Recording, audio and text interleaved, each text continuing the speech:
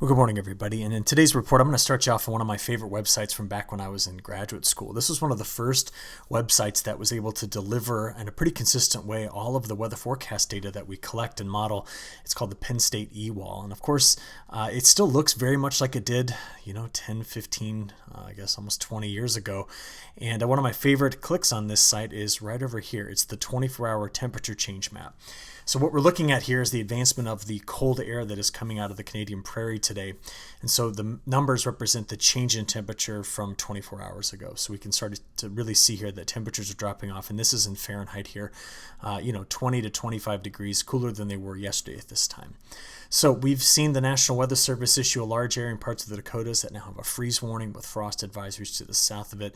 And outside of that, we have a few areas with air quality issues here and here. And what you've got going on in parts of Montana, this is a wind advisory. So this is how things look later on today. This is the position of the high pressure cell we've been talking about now for it feels like about 10 days, and its placement coming through parts of Manitoba. And by this evening, this will be the edge of the front. So the latest update on where we expect to get a frost over the next 7 days, it's kind of coming in two events. The first event is here. That's the cold air that's coming through right now. We expect the frost extent by Friday to be coming through Missouri, Illinois, Indiana, and Ohio. And then on Saturday, possibly hitting parts of the Ohio River Valley, getting into the Appalachian Mountains. But there is a second event coming in midweek next week that could hit parts of the Pacific Northwest. I think it'll spare much of the Columbia Basin and the Willamette Valley, and it might get into the Snake River Valley, though, and hit a lot of Montana. So let's go ahead and just look at the forecast of the low temperatures before we kind of decipher why that's going to be the case. So already this morning, temperatures here in North Dakota were in the low 30s. And as we play this forward into tomorrow morning and Friday, that white line represents where the frost line should be. Okay. So from Friday morning into Saturday morning, this will be kind of our greatest extent of the frost area on a single day. You can see coming through Nebraska, hitting parts of Missouri, Illinois, Indiana, and Ohio. And then on Sunday morning, it'll still be lingering in this area with those low temperatures in the low 30s and possibly getting below freezing right here on the Appalachian Mountains. Okay, as we work our way into the next week, though, Monday into Tuesday, there's actually quite a decent rebound in temperatures that's going to follow this. But the pattern, as it normally is in October, is going to stay quite volatile. So here's today's high temperatures. The anomalies are shaded. This goes into Friday's high temperatures. You can see where the ridge is going to sit. It's going to definitely be in the west as this highly amplified pattern moves across the United States. There's Saturday's high temperatures compared to normal, getting into Sunday. And then you see the warm-up happening in midsection of the country next Monday and Tuesday.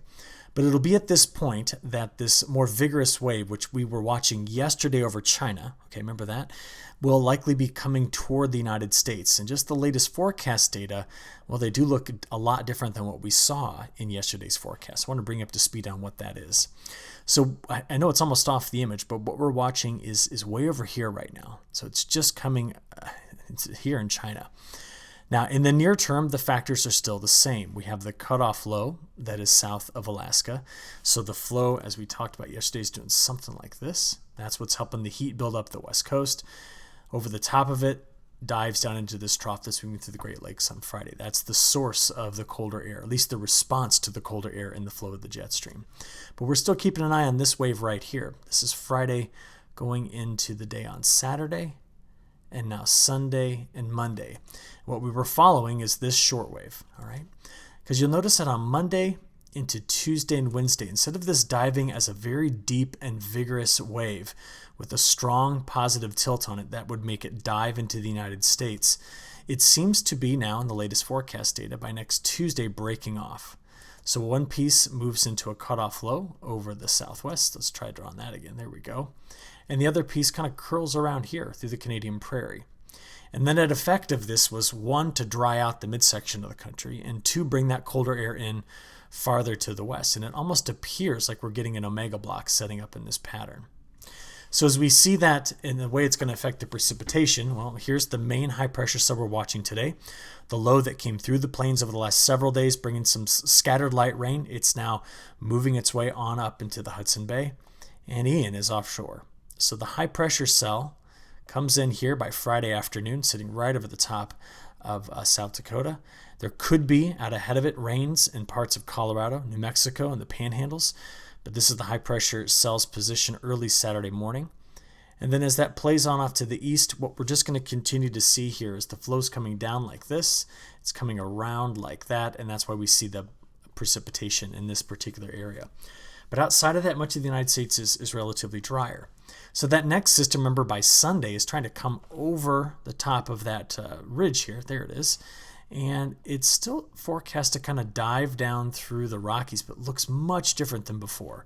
The latest model here is now significantly drier. It's farther to the west and the low is cut off. And that's why we've reduced next week the total amount of precipitation. So let's look at it another way. This map shows the next 10 days from this morning's European model run looking at precipitation anomalies. So these, of course, will be the drier than normal conditions, and these will be wetter. Across the U.S., really only parts of Arizona, New Mexico, and Texas look to have wetter than normal conditions at this point going through the 16th of the month. If you want to look at it maybe just in terms of probabilities, this is the probability of having less than a half inch of total precipitation through the next 10 days. So we continue on this dry streak with the warm-up that will happen next week after we see the major frost event coming through today, tomorrow, and Saturday. Should just open harvest windows right back up for a lot of folks. So in today's report, the mainstay of the report is about the newest long-range data, and I'm going to cover this in detail in this afternoon's video when I get a chance to do a little bit more analysis. But it's going to have a lot to do with La Niña and what we expect it to do over the coming months, because the latest European data mimics what we showed you earlier in the week from the IRI multi-model group out of Columbia University, in that a forecast over the next 6 to 7 months transitioning back into neutral conditions by possibly January through April really means that the La Niña's influence will be heavy in October, November, December. So that would be the end of fall and beginning of winter. And then likely loosen its grip to let other subseasonal factors start to take over. Now, I'll just kind of give you a sneak peek of what we're going to be talking about. This will be the mainstay of tonight's video. This is the latest seasonal update from the European model. These colors represent wetter than normal, and these are drier. This is October, November, December, and this is a 3-month sliding window. Now, this November, December, January pattern, this is what La Niña looks like to the T. Very wet in the northwest, active across the northern tier of the United States, Ohio River Valley storm track. But as we get into December, January, February, again, very La Niña look. It appears that once La Niña lets go, we could develop some sense of two things. One would be some form of a subtropical jet coming through like this, and possibly some ridging here over the southeast, maybe getting into like the Gulf, Caribbean, and Western Atlantic. And if that were to occur, this would mean that the second half of winter would be quite wet. This would go a long way to reduce drought stress across the United States, especially in the west, getting into the plains, and stretching here across much of the Tennessee, Ohio, Mississippi Valley into New England. So we need to know that if this verifies, we have a major reduction in drought. But what could cause it to not verify? Well, those are subseasonal factors like the polar vortex, MJO movement, blocking patterns in the North Pacific, North Atlantic, and that's why we have to watch these things on a day-to-day basis to kind of understand what they're going to do. So more later from me today, and we'll talk to you then. Thanks.